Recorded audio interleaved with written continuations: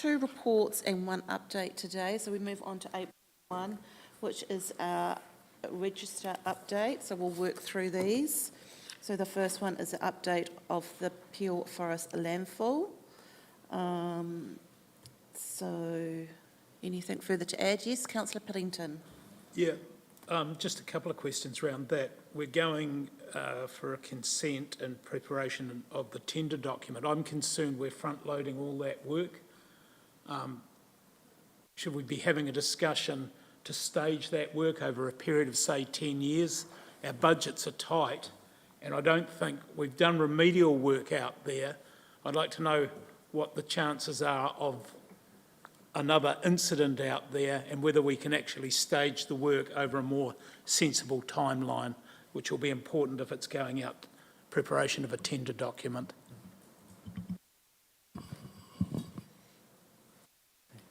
Well, the chances of an incident out there are quite high. The river is right up against the landfill now. In fact, some of I guess the bunding area is already at risk. So I think that there is an urgency to get there. Certainly Environment Canterbury, iwi are pushing us to deal with this issue, because if the river does breach that bund, then the refuse does end up in the Rangatata, and we'll end up with basically like the Fox Glacier issue. So we have got the budgets being funded, so yeah, and I think it was best to get in, for efficiency's sake, it's best to get in and do the whole thing. To stage it over a number of years would be complex, because we'd have to do a section, then make sure we seal it again, so we can't have rainwater, otherwise we'll end up with leachate problems. So it's better if from a cost perspective, get in and do it once. And that's what we plan to do. It will take about 12 months to do. To clarify, so so ECAN is driving this. They are driving this urgency. ECAN has certainly have highlighted the risk that the river is likely to reach a flood event again in the future. If there's anything up to over 1,000 cumecs is likely to breach the landfill. So they're saying that there is a high likelihood and that we should be dealing with it.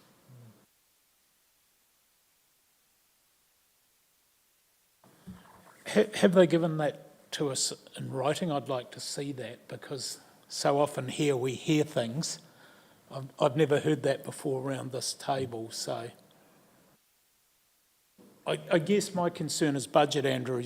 We're getting really tight on it, and if there's things that we can stage for a period, and a bulldozer for half a day to seal it back up, I want to see the cost around it, just not a statement, really. Yeah. I'd like to see some more work done around it. Yes, move on. So I think what we need is just some sort of, here again, not wanting to spend money and time too much, but some sort of risk assessment on what are the likely risks associated with that happening with a flood event, perhaps along those lines.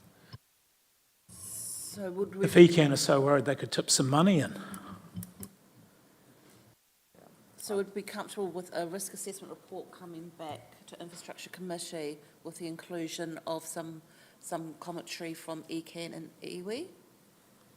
Would that cover? I think that's a good way forward. I think it really does come down to how much risk you're willing to accept. Sorry, Madam Chair. Oh, sorry, Councillor. I was just going to say, I think where we get ourselves to in the past is we get to the tender process and then we're going, actually, do we really want to be doing this work? And we've already spent all that time, cost and money. And so it'd be good to actually have a bit of clarity over what we actually want to do before racing out to tender, which is what Councillor Piddington has alluded to. I can assure you we will not be tendering until we get the way forward in concrete. Councillor Booth, did you want to speak? Okay, so risk assessment with the inclusion of the commentary from ECAN and iwi. Yes, Councillor Jackson. Mr Dixon, you mentioned about, was it 1,000 cumecs? Is that right? So how much was the previous Rangatata flooding Do we know how much that was? The 2019 one was 2,000 2,000. cubics, but we've had a few similar ones at just over 1,000, which has started to cause some issues. We have actually had to relocate the river twice in the last 2 years. So is 1,000 cubics like the limit? Is that as much as we can go up to before we start to see some more erosion there? 1,000 cubics sort of, the river starts to flow up against the bank, and it can cause erosion of that area. Can cause, but may not. Depending on the flow. Yeah, it depends on, there's a number of circumstances that can arise to whether it breaches it or not. Okay, I'm going to go to councillor Oliver. Was there a pretty thorough risk assessment done initially? Would we be duplicating already having a risk assessment done? I think this is a different risk assessment. This is about an economic risk assessment in some ways. Yeah, spending the money there. I think the initial risk assessment was that if the landfall, what would be the consequences of the landfall going in the Rangitata River? Was that not in the initial risk assessment? Yeah, this will be around here, a few what-if scenarios. Yes. Can I just get clarification? So you're asking for a risk assessment that's against a couple of scenarios of doing it now versus doing it over time. Is that what I'm hearing?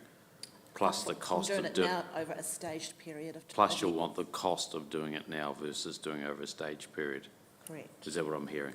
Okay. if I may- Because I think that's quite important because, you know, you're going to have to think about what is most cost effective. Okay, thanks. Really interested in the likelihood as well, like we understand the consequence, but what is the likelihood? Okay. Satisfied? All right, let's work on number 2, the Whakatahi State of the Highways. So, They've got a meeting this afternoon on any commentary from anyone? Yes? I guess one question, have we lagoimed them as we asked? No, we have not looked at them on this, so we're having the discussion this afternoon, and if you don't get satisfaction there, we can take a step further. I guess I have a problem with that again, we wanted them lagoimed. We didn't say after a meeting with them. So that was 6 weeks ago. Round the council table, I'm getting a bit frustrated that governance asks for things to happen and somehow they don't. So just a point there. And my second point is we need to keep on their tail of that debacle at the showgrounds intersection. How they're going to move that forward and the timing of it. Outside capital spends, that's the one that I get the most complaints of. Time delays, Bridge Street, and just the whole process of getting in and out. Seems bizarre to me any developer can build something like that and not do the intersection first. There's certainly something wrong with the way Whakatahi operate. Thank you, councillor Puddington. Yes, Mayor Bowen.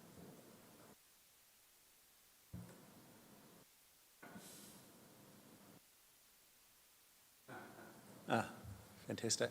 You're going back to the Lagoima, that was partly around, it was 2 reasons. It was around, challenging Whakatahi around the improvements through our network, but it was also around building a database around what the spend was coming back into this region to compare it to the economic analysis that we'd got done around the revenue that has been generated. So it was to weigh up the revenue versus what's been invested back in. So the question that we want answered, are we getting our fair share of investment from Whakatahi back into our state highway network? My guess is no, but I'd like that data to be able to prove that I'm right. And then be able to use that with the politicians effectively. Absolutely, thank you. I can comment on that, is that data is extremely difficult to get. We have had some discussions with Whakatahi. It's not how their system works. They work on a national basis. And yeah, so even when you're looking at the income, that's very hard. Take Fonterra, for instance, all their road user charges are purchased out of Hamilton. They're not allocated to South Canterbury or part of that, so it is extremely difficult. And that's why we did that work through VT, that economic analysis that brought that data back in, so I think we'll be accurate enough. I think there was, one of the numbers was 35 million, and yeah, it would be interesting if Waka Kotahi is spending 35 million on our state highway network, I'll be happy, but I guarantee they won't be. Yes, councillor Birch. So in relation to that intersection, my understanding is that Waka Kotahi have officially taken it over. So we need to know what that looks like in timelines. Obviously, that's got to take into account the culvert that has to be replaced and what that's going to mean, and heaven knows what that's going to cause in terms of traffic congestion and everything to do that and stage it. So we need to know those things. The other thing we need to know is when they're going to get on and do those again for, I don't know how many iterations they've had of those repairs. You know, over the weekend and over that most of last week, the truck movements for PK and or fertiliser from the port have been massive. There's hundreds and hundreds of truck movements all the time. If they're not taking into consideration the damage that they cause when they do these repairs, and we're wasting our time.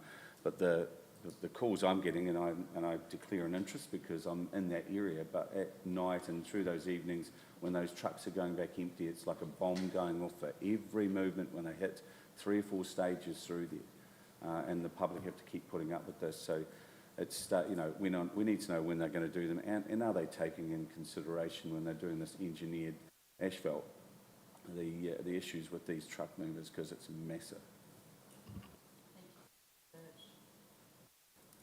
Okay, so we'll wait for this afternoon.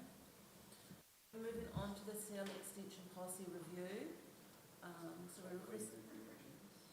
Beg your pardon?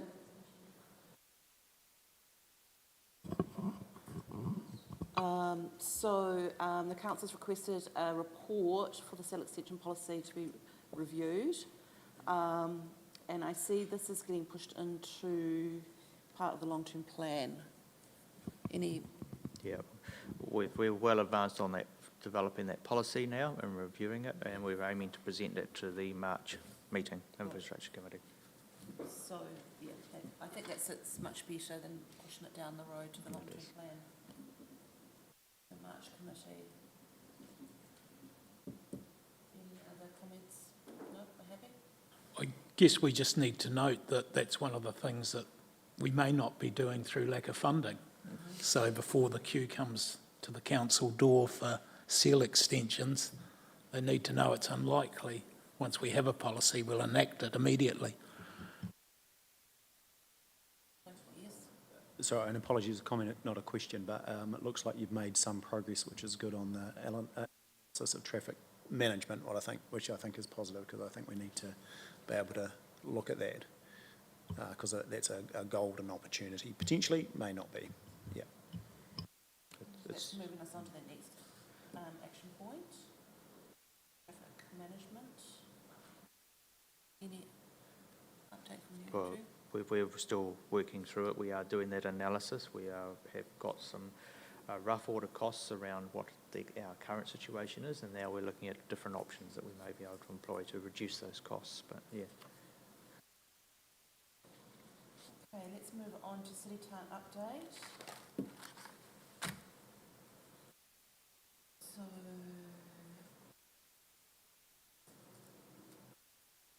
to this one.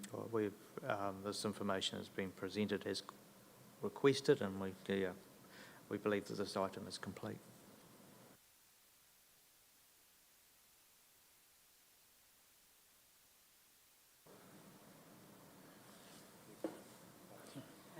Sorry, Sally. Yeah, look, I'm still keen to see a breakdown of that $1.5 million budget, because there's still interest in what that's being spent on. Thanks. Okay, so we'll keep it ongoing and request that 1.5 breakdown.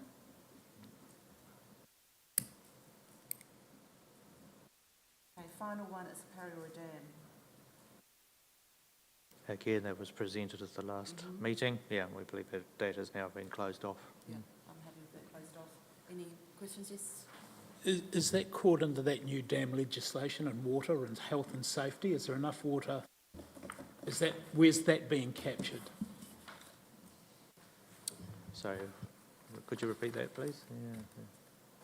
My understanding, there's new legislation around health and safety of dams. Yes. Is the Pariora Dam included in that legislation? Because I think it's one that shouldn't disappear off if we've got another unanswered questions around it. Yeah, well, we are aware of that, and we are, I guess, seeking further advice. Certainly it doesn't meet the water criteria because it's mainly gravel behind, but it may be covered by the height. Well, can we leave that on and have that reported on separately to reservoirs and other things? I just think it's important.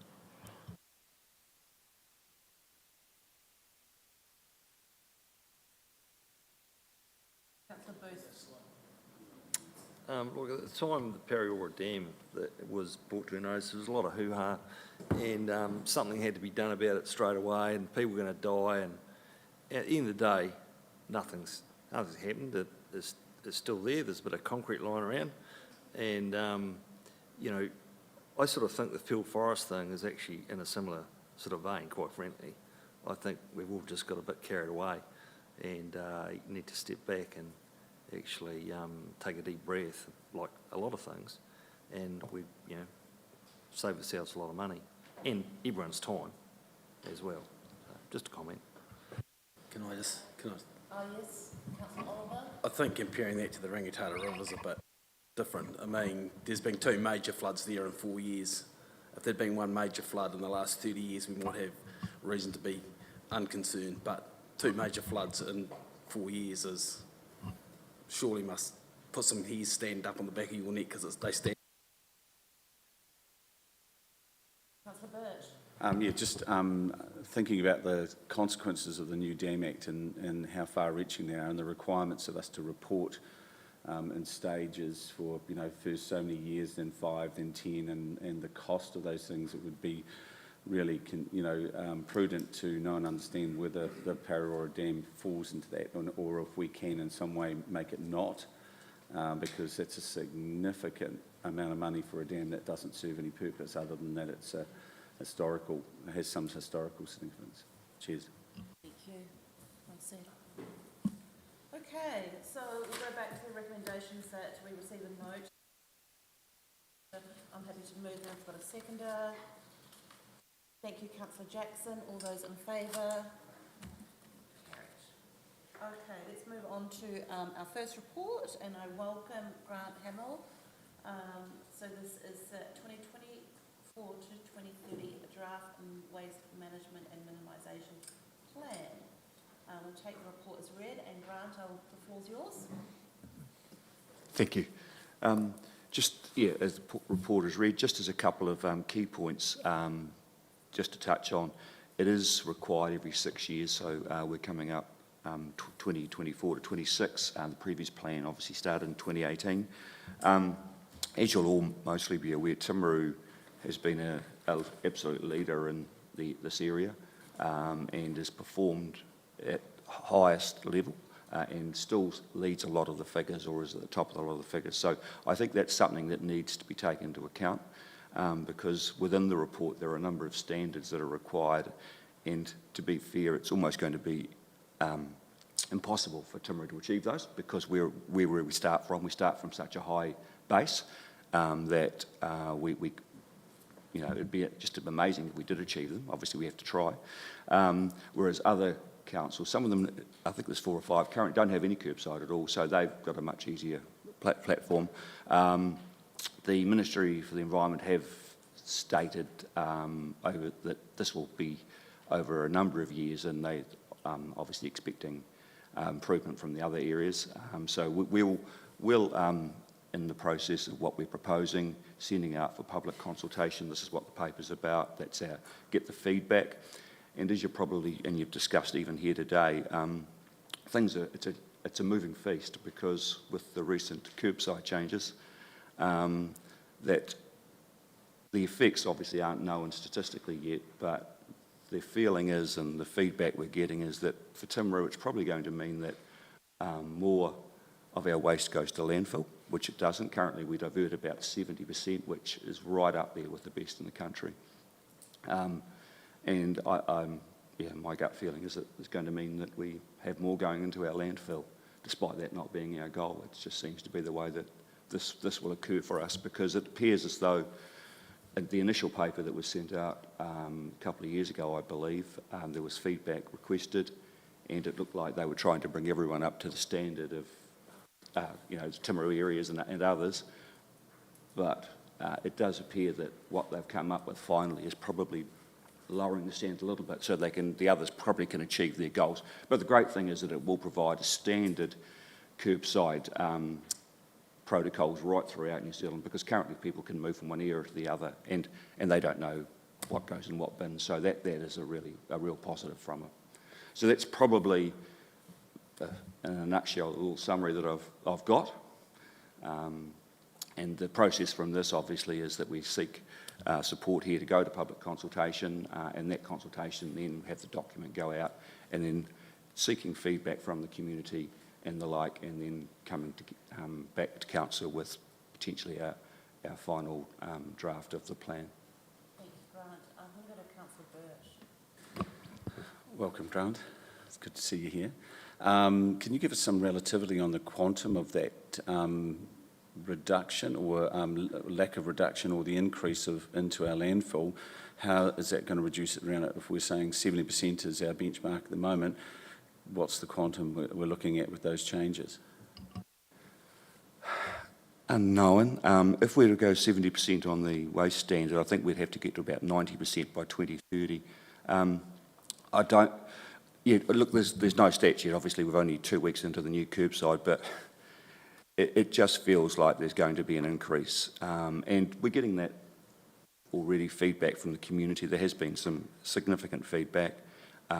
People obviously wanting to know what's happening, and also then making comments about the likes that there'll be less going to the organics because of the can't putting in tissues and papers and the like, and that it's a difficult one to forecast specifically, but obviously with the data that when the weighbridge, as we move forward, the weighbridge will record that information, and then we'll be able to gauge as to potentially exactly where it's heading, but it's probably going to take a good few months before we have any trends that can be basically relied upon. Yeah, the key message is, although more organics is likely to go into the landfill because of the change in the government legislation, as a council and part of this waste management minimisation plan is to try and reduce waste overall. So hopefully we'll be able to achieve a bit of a reduction from that. Yeah, there is still a lot of waste that can be recovered, and there is also the issue of actually minimising the waste overall. That will take support from the wider community. And just on a side note, during our meeting with Andrew, Councillor Oliver and myself, we're both kind of confused with the new rules, and we have spoken at length about education for the community, that we need to do a mail drop at least, so people can have it in their hands at home to understand what the changes are, because we had conflicting ideas about what could and couldn't go in. So if we don't know, there's lots of others that don't know as well. You're correct. We are currently getting some pricing. It's not cheap doing those things. So we are assessing that and working with the educators that are employed throughout the South Canterbury area to see what is the best approach. But that's certainly something that, because all the bins have, obviously, inside them have what goes in, so we'd have to replace all of those, and the costs aren't cheap. But we are working through to seeing which options are best, and obviously at the moment focusing on our website, on social media and the like. But yes, it can be confusing for people, especially when they've been used to these processes since 2006. So it's going to be difficult to a number of people to change, because Timaru did so well to change in the first place. On the education, on point 11, with the Environmental New Zealand carrying out this education with businesses and schools, have we had any feedback from that? How long has that been rolled out for, and what are their main focuses? So if I recall this correctly, so this used to be done in-house by TDC, and then as part of the contract with Enviro NZ, the opportunity became to engage educators. So we support with Mackenzie and Waimati the two educators in the area, and we can support them through redirecting our waste levy, which we get back from government. They spend a lot of time in the community, get some really good feedback in respect of they're out there and they work time in schools, and also part of the strategy there you will have seen is that we believe that working closer with businesses may also provide that opportunity to divert more waste, because at the moment there are a lot of bins out there that businesses use as an easy out, whereas there could be opportunities in those sort of areas to change that approach. Just had yesterday confirmation they're going to run a Geraldine drop-in in a couple of weeks' time, just to update people on the new changes and the like. So that they're certainly active. They're very, very active, and they also are very, very keen to get a lot of documentation out there. So working with them on that. Councillor Booth. Yeah, the educators, so do you have oversight of them? Do they actually tell you what they've done for the week? And say, where they've been, what they've done, who they've spoken to? And the other question I had was, have you got oversight of the weighbridge? Do you actually have access, independent access, to know actually what tonnage is going across that weighbridge? Yeah, we do. So firstly, the weighbridge, it's all electronically recorded, and the weighbridge is basically attached to TDC. So when they come over the weighbridge, I think there's about 80 odd codes that the staff down there have to input, depending on what the load is. It then electronically comes through to us, so we know exactly to the kilo, I suppose, what comes over there, and we have to report on that every month to what they call through the Ministry for the Environment, and then because that's how they assess our waste levy and the like. So it is all recorded. Obviously, there's the potential for human error, but that comes with any role if they input the wrong number. Yeah. Do you reconcile those numbers with the money? Yeah, we have to. So before that goes to the Ministry for the Environment, because they also then do an audit based on because historically they've got our records over the years, so they are checking on a monthly basis, and we put in what our figures are. Then they'll come back. Normally, I think it's within about 2 weeks, saying yes, they agree, or if I presume if they didn't agree, then they would ask us for further evidence. So it's certainly reconciled. We reconcile it, and then the Ministry for the Environment also reconciles. Hi, Grant. Just for my own sort of benefit, and maybe for those people who are watching online, just with that diversion rate.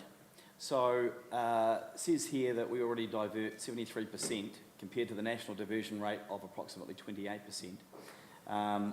So it says here the recent government mandates on waste may reduce Timaru's diversion rate. So what's the impact of that on us? What's the consequences of that? Just in respect of how do you mean what are the consequences? So like we're already diverting 73%, right? And then you've said here the recent government mandates on waste may reduce Timaru's diversion rate. Yeah, so what's the impact of that further down the line? Oh, sorry. So yeah, we as I said with the intro, very unlikely we'll achieve the targets that they're setting us. For two reasons. The second one is the mandates, the recent mandates, and the second one is from the level we're starting at 30% on top of 70 is about 90%. I'm not sure that anywhere has ever achieved that. So, because they seem to be, and I'm still learning this one, they seem to be standard targets throughout New Zealand. So they're not factored based on your performance to date. So, a territorial authority that has zero curbside recycling will still have a 30%, and therefore much easier to achieve a 30% change in performance, whereas those other territorial authorities that are at a higher level, still with a 30%, have a more difficult. So if we don't reach those rates, though, what's the impact? To be honest, I'm not sure. I think it's a KPI as such. I think from discussions with others and Mr Dixon may be able to, they would ask for the reasons why, and our reasons would be evidence of our previous performance, where we started from and the like. That's what I'm assessing. Yeah, but basically they are a target. We consider them a stretch target. We will be reporting against those targets to the ministry, but the consequence is not meeting them. There is no penalties as such. So, and then in 6 years' time, we will review the plan again. I'm going to go to Mr Trainer and then to councillor Pye. But the practical consequence is the landfill will fill faster and will potentially have more gas emissions. So that's the more important part than meeting a target to the ministry. So that's something we've got to think about. Is that correct? Yeah, there will be some impact potentially on the life of landfill, but if that can be, I guess, counterbalanced by a reduction in waste, and if we focus on particularly on industrial waste, which is where most of our waste into that landfill comes from, we can make some gains there. I have a few comments and questions, but just before I do, could I just clarify what you said before? Did you say we're going to have to replace the bins or the lids based on the new recycling because they've got the old instructions on them? Or did I misunderstand that? That's potentially what a lot of people want, is for us to replace the labels inside the stickers inside. stickers inside. I was just going to say, surely we can just do a sticker. Sorry Okay, if I wasn't clear. clarifying that. I thought this report was fantastic, actually, and I've got heaps and heaps of comments on it, which I will save for the public submissions. However, I do think, and I'm not sure this is the place for it, but I think it is very short-term thinking. It's only 6 years. And I don't think we've identified the risks in this plan, and I'm not sure if this report is the place for that or somewhere else, but where are the risks around sea level rising? What happens if Waimate Waste to Energy actually goes ahead and we all of a sudden lose all of our waste stream? That could be a good thing, it could be a bad thing. I just don't think we've really looked at that, and I'm concerned, and we probably just kind of covered this briefly anyway, that projections seem to be based on current levels, yet we're predicting population growth, which you would think would come with an increase in waste. Yeah, that's probably my overall comment. Look, certainly there are lots and lots of factors, as you say. Waimate's a potential, and that hasn't been factored in, but that's the opportunity why this consultation occurs, for those sort of considerations. There are lots and lots of factors out there at the moment that are changing, as I said before, and that's certainly one. There's a couple of others. There's a couple of landfills potentially coming on site and the like. So, yeah, modelling each of them, I don't know how long it's going to take. It could take ages, but certainly I think they do need to be noted, and that's the sort of feedback that'd be great. Just around public consultation, do you have idea on timeframe? So opening, closing? Should. Was that in there? No. Yeah. So Thursday, 28th of September until the 30th of October, consultation period.